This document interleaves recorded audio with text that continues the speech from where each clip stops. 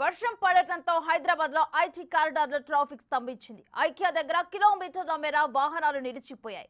Traffic రద్దీ దృష్ట్యా IT ఉద్యోగులు తగిన జాగ్రత్తలు తీసుకోవాలని సూచించారు.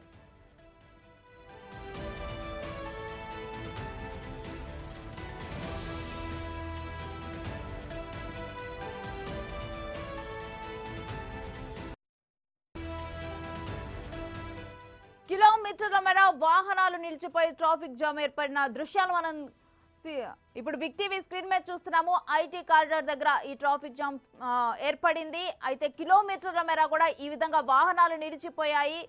అయితే ట్రాఫిక్ జామ్ ని ఇటు దృష్టిలో ఉంచుకొని కూడా ఐటీ ఉద్యోగులు ఇటు వర్షాలను కూడా దృష్టిలో ఉంచుకొని తగిన జాగ్రత్తలు తీసుకోవాలని చెప్పి సూచించడం జరుగుతుంది. మరోవైపు కనుక చూస్తే విజువల్స్ లో కిలోమీటర్ల మేర కూడా అక్కడ వాహనాలు నిలిచిపోయిన దృశ్యాలను మనం చూస్తున్నాం.